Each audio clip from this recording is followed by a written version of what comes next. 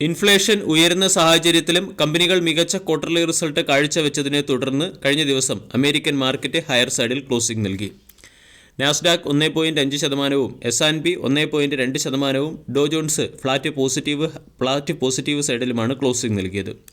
European മാർക്കറ്റും Asian മാർക്കറ്റും positive ടെറിട്ടറിയിലായതുകൊണ്ട് ഇന്നത്തെ ദിവസം ഇന്ത്യൻ മാർക്കറ്റിൽ ഒരു ഗ്യാപ്പ് അപ്പ് ഓപ്പണിംഗ് വേണം നമ്മൾ പ്രതീക്ഷിക്കാൻ.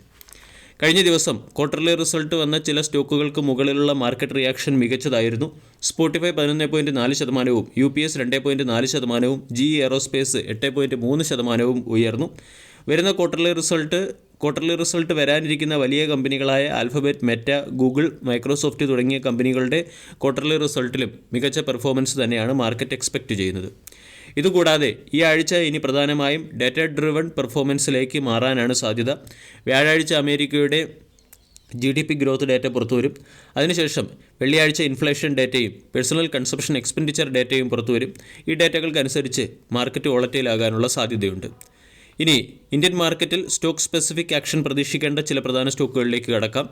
ഇന്ന് Axis bank, Hindustan Unilever, LTI Mindtree, Nippon life India asset management, Macrotech developer, Syngene international, 5 paisa capital, Anand Raj, AU small finance bank, Chennai petroleum corporation, Dalmia Bharat, DCB bank, Equitas small finance bank, Indian hotel, MAS financial service, Oracle financial service തുടങ്ങിയ കമ്പനികളുടെ quarterly result പുറത്തുവരും. കഴിഞ്ഞ ദിവസം quarterly result വന്ന ചില സ്റ്റോക്കുകൾക്ക് മുകളിലുള്ള market റിയാക്ഷനും പ്രതീക്ഷിക്കാം. ടാറ്റ ഗ്രൂപ്പിലെ തന്നെ Tata consumer products limited, Tata Elxsi, MCX തുടങ്ങിയ കമ്പനികളുടെ ക്വാർട്ടർലി റിസൾട്ട് കഴിഞ്ഞ ദിവസം പുറത്തുവന്നിരുന്നു. MCXൻ്റെ ക്വാർട്ടർലി റിസൾട്ടിൽ കമ്പനിയുടെ പ്രോഫിറ്റ് 5.45 കോടിയിൽ നിന്നും ഇയർ ഓൺ ഇയറിൽ 87.87 കോടിയിലേക്ക് ഉയർന്നു. പ്രോഫിറ്റിൽ വലിയ വർധനവ് കാണാൻ സാധിക്കുന്നു. കമ്പനിയുടെ റവന്യൂ 35% വർദ്ധിച്ച് 181 കോടിയായി മാറുകയും ക്വാർട്ടർലി റിസൾട്ടിനോടനുബന്ധിച്ച് ₹7.60 പെർ ഷെയർ എന്ന റേറ്റിൽ ഡിവിഡൻഡ് പ്രഖ്യാപിക്കുകയും ചെയ്തു. ടാറ്റ കൺസ്യൂമർ പ്രൊഡക്റ്റ് ലിമിറ്റഡ് 216 കോടി രൂപയുടെ എക്സെപ്ഷണൽ ലോസിൻ്റെ പിൻബലത്തിൽ കമ്പനിയുടെ പ്രോഫിറ്റ് 23%-ഓളം ഇടിഞ്ഞ് 268 കോടിയായി മാറി. അതേസമയം റവന്യൂ ഫ്രം ഓപ്പറേഷനിൽ 9%-ഓളം വർധനവുണ്ടായിട്ടുണ്ട്. റവന്യൂ 3927 കോടിയിലേക്ക് ഉയർന്നു. എബിറ്റ 22% ഉയർന്ന് 631 കോടിയായി മാറുകയും എബിറ്റ മാർജിൻ 180 ബേസിസ് പോയിന്റ് മെച്ചപ്പെട്ട് 14%-ൽ നിന്നും 16%-ലേക്ക് ഉയരുകയും ചെയ്തു. ഹൈ വാല്യൂഷനിൽ ട്രേഡ് ചെയ്ത ഒരു സ്റ്റോക്കിൻ്റെ പ്രോഫിറ്റ് ഇടിഞ്ഞത് ചിലപ്പോൾ സ്റ്റോക്കിനെ പ്രതികൂലമായി ബാധിക്കാനുള്ള സാധ്യതയുണ്ട്. അതുപോലെ തന്നെ കമ്പനി ₹7.75 പെർ ഷെയർ എന്ന റേറ്റിൽ ഡിവിഡൻഡും പ്രഖ്യാപിച്ചിട്ടുണ്ട്.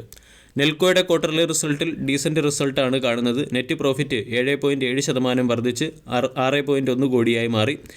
റവന്യൂ ഫ്രം ഓപ്പറേഷനിൽ ഇടിവ് വന്നിട്ടുണ്ട്. റവന്യൂ ഫ്രം ഓപ്പറേഷൻ ഇടിഞ്ഞ് 81.61 കോടിയായി മാറിയിട്ടുണ്ട്. ICICI പ്രുഡൻഷ്യലിൻ്റെ ക്വാർട്ടർലി റിസൾട്ടിൽ നെറ്റ് പ്രോഫിറ്റ് 26%-ഓളം ഇടിഞ്ഞ് 174 കോടിയായി മാറുകയും കമ്പനിയുടെ റവന്യൂവിലും ഡിക്ലൈൻ ഉണ്ടായിട്ടുണ്ട്. വാല്യൂ ഓഫ് ന്യൂ ബിസിനസ് അല്ലെങ്കിൽ VNB 26.4% ഇടിഞ്ഞ് 776 കോടിയായി മാറി. VNB മാർജിൻ 1080 ബേസിസ് പോയിന്റ് ഇടിഞ്ഞ് 21.5%-ആയി മാറി. അതേസമയം VNB വഴിയുള്ള പ്രീമിയത്തിൽ 16.3% വളർച്ച കൈവരിക്കുകയും 6553 കോടി രൂപ VNB പ്രീമിയം വഴി കമ്പനി നേടുകയും ചെയ്തു. ആനുവൽ പ്രീമിയം 9.5% വർദ്ധിച്ച് 3615 കോടിയായി മാറിയിട്ടുണ്ട്. ഇലക്ട്രോണിക്സ് മാനുഫാക്ചറിംഗ് സൊല്യൂഷൻ കമ്പനിയായ C&DLMൻ്റെ ക്വാർട്ടർലി റിസൾട്ട് പുറത്തുവന്നു. C&DLMൻ്റെ ക്വാർട്ടർലി റിസൾട്ടിൽ കമ്പനിയുടെ നെറ്റ് പ്രോഫിറ്റ് ഉയർന്ന് 22.7 കോടിയായി മാറി. കമ്പനിയുടെ നെറ്റ് പ്രോഫിറ്റിൽ 80%-അടുത്തുള്ള വർധനവാണ് ഉണ്ടായിരിക്കുന്നത്. റവന്യൂ ഫ്രം ഓപ്പറേഷൻ 30.5% വർദ്ധിച്ച് 361 കോടിയായി മാറി. രാമ സ്റ്റീൽ ട്യൂബ് എന്ന കമ്പനി 500 കോടി രൂപ ഫണ്ട് റേസ് ചെയ്യാൻ തീരുമാനിച്ചിട്ടുണ്ട്. പബ്ലിക് ഓഫർ വഴിയുള്ള ഫണ്ട് റേസ് ആണ് തീരുമാനിച്ചിരിക്കുന്നത്. അഡ്രോയിഡ് ഇൻഫോടെക് എന്ന കമ്പനി US ബേസ്ഡ് ERP സൊല്യൂഷൻ എന്ന കമ്പനിയുമായി ചേർന്ന് നോൺ ബൈൻഡിംഗ് ഷെയർ പർച്ചേസ് എഗ്രിമെൻറ്റിൽ ഒപ്പുവെച്ചിട്ടുണ്ട്. സുഗമ എക്സ്പോർട്ട് എന്ന കമ്പനിക്ക് കേജ്രിവാൾ ഷുഗർ ഏജൻസീസിൽ നിന്നും 180 കോടി രൂപയുടെ ഷുഗർ സപ്ലൈ ചെയ്യാനുള്ള കോൺട്രാക്റ്റ് ലഭിച്ചു.